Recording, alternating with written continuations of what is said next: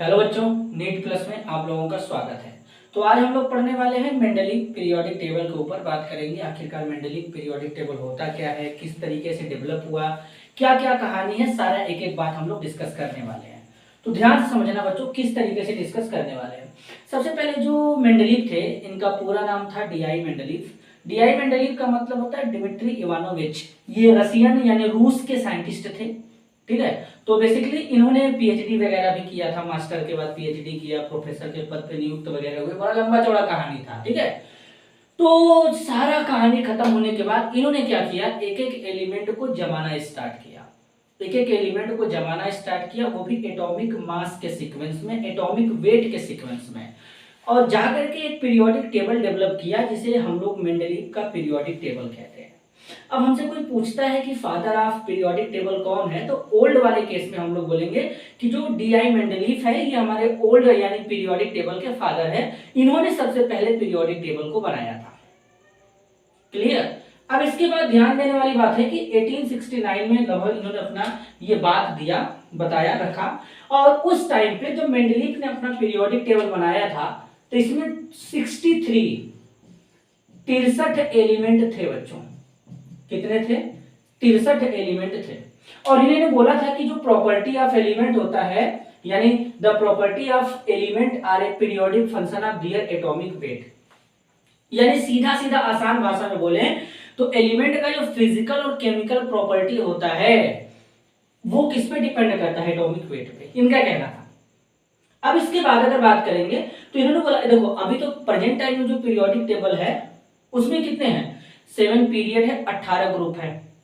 लेकिन इनके periodic table में 9 वर्टिकल कॉलम थे जिसे हम लोग ग्रुप बोला करते थे, और 7 हॉरिजॉन्टल रो था जिसे हम लोग सीरीज या पीरियड कहते थे। तो पीरियड तो 7 थे, लेकिन ग्रुप कितना था भाई साहब? 9 था।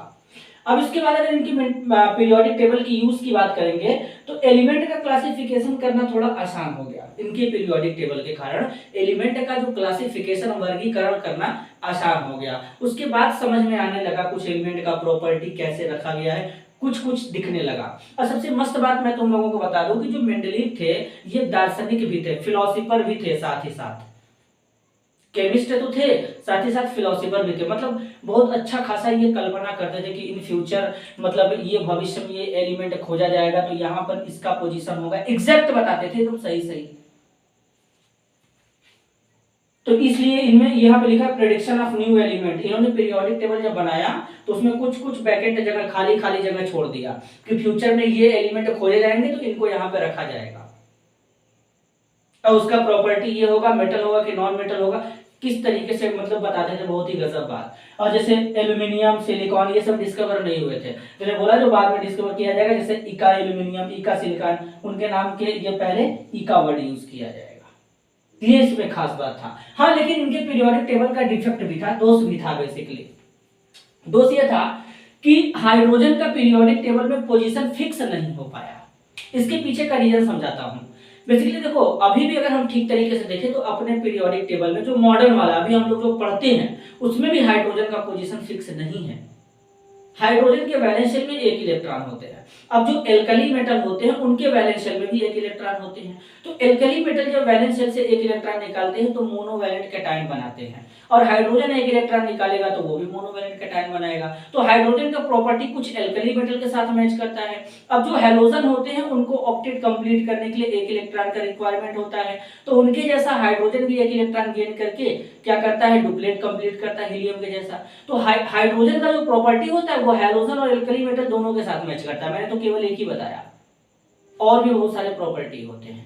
तो इसलिए बेसिकली इसका पीरियोडिक टेबल में पोजीशन अभी भी फिक्स नहीं है, मैं ये कहना चाहता हूं। इनके में तो था ही नहीं। एनोमलस पेयर ऑफ एलिमेंट, मतलब इन्होंने एनोमलस पेयर जो एलिमेंट थे जिनका प्रॉपर्टी वगैरह मैच नहीं होता था, बेसिकली मतलब जैसे हुआ क्या, मैं बताता हूँ। जैसे कि मतलब हुआ ये कि जो एलिमेंट, जैसे थोड़ा मोड़ा भी, अब जो एलिमेंट थे जिनका मास बहुत ज्यादा था, कम मास वाले एलिमेंट से पहले रख देना, तो ये सब एनोमलस प्रॉपर्टी में आ जाता है। लेंथेनाइड, ऑक्टेनाइड उस टाइम पे कोई रोल वगैरह नहीं था। फिर इसके बाद आइसोटोप्स का कोई पोजीशन ही पीरियोडिक टेबल में नहीं था, और नहीं होने का रीजन भी है भाई साहब कि जो आइसोटोप्स होते हैं वो एटॉमिक नंबर सेम होना चाहिए, तो उस टाइम पे तो एटॉमिक नंबर का बात ही नहीं चल रहा था। तो इसलिए इनका आइसोटोप्स का इनके पीरियोडिक टेबल में कोई पोजीशन वगैरह नहीं था। No place was assigned for the noble gas. Noble gas का भी डिस्कवरी उतना अच्छा हुआ नहीं था, तो उसका भी कोई पोजीशन वगैरह डिस्कवर नहीं हुआ था। ये तो नोबेल गैस बाद में ग्रुप नंबर 18 में ऐड किया गया, तब जाके ये तो एक्सटेंड किया गया है पीरियोडिक टेबल। तो इस तरीके से अभी जो प्रेजेंट टाइम में पीरियोडिक टेबल है उसमें 7 पीरियड है, 18 ग्रुप है। तो ये टोटल किसका पीरियोडिक टेबल था? मेंडलीव का पीरियोडिक टेबल था। तो ज्यादा कुछ था नहीं, नॉर्मल था। जो 2-3 बात याद रखना है वही है, यहाँ पे मैंने बता दिया। अब ये सब थ्योरी बेस्ड है, मेमोराइज बेस्ड है, इसमें से ज्यादा फालतू के सवाल नहीं पूछे जाते। अब लगे हाथ में थोड़ा सा मॉडर्न पीरियोडिक टेबल के बारे में भी समझा देता हूँ। मॉडर्न पीरियोडिक टेबल को किसने बनाया? तो देखो, पीरियोडिक टेबल एक्चुअल में पहले से ही बना हुआ था। किसने बनाया था? मेंडलीव ने। इन्होंने क्या किया था कि एलिमेंट को एटॉमिक मास के सीक्वेंस में लगाया था। अब हेनरी मोजले नामक एक साइंटिस्ट थे, उन्होंने क्या किया कि बस आए और उन्होंने एलिमेंट को एटॉमिक नंबर के सीक्वेंस में जमा दिया। एटॉमिक नंबर के सीक्वेंस में जमा दिया, वो हो गया मॉडर्न पीरियोडिक टेबल। क्या हो गया? Modern periodic table. तो मॉडर्न पीरियोडिक टेबल को किसने बनाया? Henry Moseley. Father of modern periodic table Henry Moseley. Father of old periodic table D I. Mendeleev. समझ में आया? बस इतना ही है। अब बाकी सारा का सारा प्रॉपर्टी तो इलेक्ट्रॉनिक कॉन्फ़िगरेशन वगैरह बेस्ड है भाई साहब। ग्रुप कैसे प्रेडिक्ट किया जाएगा, पीरियड कैसे प्रेडिक्ट किया जाएगा, सारा चीज मैं डिस्कस करूंगा। कौन से पीरियड में कितने इलेक्ट्रॉन है, ये सब भी डिस्कस करेंगे। ठीक है, तो ये बस ज्यादा डिफरेंस नहीं था, तो इसको ध्यान दो, इसका स्क्रीनशॉट लो, आगे की कहानी हम लोग डिस्कस करें। और इसमें बहुत ज्यादा कुछ नहीं है, थ्योरी है। अभी जो बात बताने जा रहा हूं वो इंपॉर्टेंट है, पहले स्क्रीनशॉट ले लो।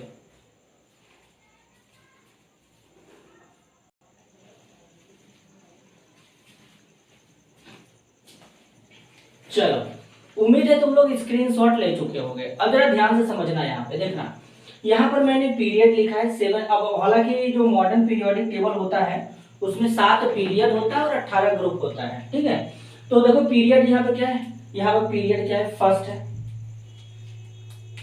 पीरियड फर्स्ट है, सेकंड है, थर्ड है, फोर्थ है, फिफ्थ है, सिक्स्थ है, सेवेंथ है, जो कि इनकम्प्लीट मैंने लिखा है हालांकि, लेकिन और भी एलिमेंट की डिस्कवरी होती है। ठीक है, उसके बाद देखो यहाँ पर वैलेंस शेल है, एन मतलब प्रिंसिपल क्वांटम नंबर भी होता है। तो वैलेंस शेल क्या होगा? इसके लिए फर्स्ट के लिए यहाँ पर 1 होगा, सेकंड के लिए 2 होगा, थर्ड के लिए 3 होगा, 4 के लिए 4 होगा, 5 के लिए 5 होगा, 6 के लिए 6 होगा, 7 के लिए 7 होगा।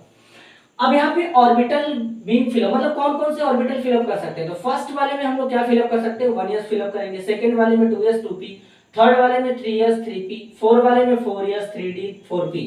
इसके बाद 5 वाले पीरियड में कौन सा भरेंगे? 5s भरेंगे, 4d भरेंगे, 5p भरेंगे। इसके बाद 6 वाले में क्या भरेंगे? 6s 4f 5d 7p। फिर 7 में क्या भरेंगे? 7s 5f 6d 7p। अब इसके बाद देखना, यहाँ पर इलेक्ट्रॉन कितने कितने होते हैं? तो s वाले में कितने इलेक्ट्रॉन होते हैं? केवल 2 इलेक्ट्रॉन होते हैं। p वाले में, अब देखो s वाले में केवल 2 इलेक्ट्रॉन होते हैं, तो इसका मतलब भाई साहब पहले वाले पीरियड में, फर्स्ट पीरियड में कितने एलिमेंट पाए जाते हैं? टोटल केवल 2 एलिमेंट पाए जाते हैं। इसके बाद सेकंड पीरियड में अब कैसे कैलकुलेट करेंगे? s में 2 इलेक्ट्रॉन भरे जाते हैं, p में 6 इलेक्ट्रॉन, दोनों को ऐड कर दो, यानी दूसरे वाले पीरियड में टोटल 8 हमारे क्या होते हैं? एलिमेंट होते हैं। तीसरे वाले में भी क्या होंगे? 8 एलिमेंट होंगे। कहां से आया? s में 2 भरेंगे, p में 6 भरेंगे, तो टोटल ऐड कर देना, तो 8 इलेक्ट्रॉन। मतलब पहले वाले पीरियड में 2 एलिमेंट होते हैं, दूसरे वाले में 8, तीसरे वाले में 8। अब इसमें देखो s में 2 इलेक्ट्रॉन भरे जाते हैं, d में 10 इलेक्ट्रॉन भरे जाते हैं और p में 6 इलेक्ट्रॉन भरे जाते हैं। जब जोड़ोगे तो 18 इलेक्ट्रॉन हो जाएंगे। तो 18 इलेक्ट्रॉन का मतलब कि ना, कौन सा भाई साहब है ये? थर्ड वाले नहीं सॉरी 4 वाला, चौथे पीरियड में कितने एलिमेंट होते हैं? 18 होते हैं। फिर इसके बाद कितने होंगे?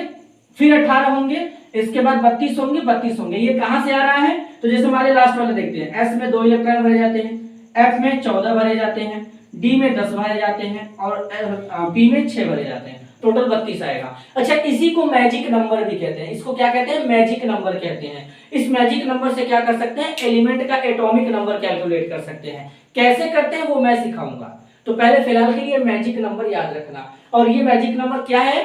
बेसिकली ये बताता है कि पहले वाले पीरियड में 2 एलिमेंट है, दूसरे वाले में 8 है, तीसरे में 8 है, चौथे में 16 है, सॉरी 18 है, पांचवें में 18 है, छठवें सातवें में 32 है।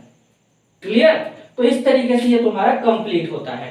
अब नेक्स्ट लेक्चर में हम लोग क्या करेंगे, ऐसे एलिमेंट जिनका एटॉमिक नंबर मतलब जिनमें क्या है एटॉमिक नंबर 100 से ज्यादा है, 100 है, 100 से ज्यादा है, तो उनका हम लोग नॉमेनक्लेचर लिखेंगे। तो अगले वाले चैप्टर में क्या, अगले लेक्चर में क्या करेंगे, नॉमेनक्लेचर हम लोग सीखेंगे। तो आज के लिए बस इतना ही, मिलते हैं अगले वीडियो में, तब तक के लिए धन्यवाद।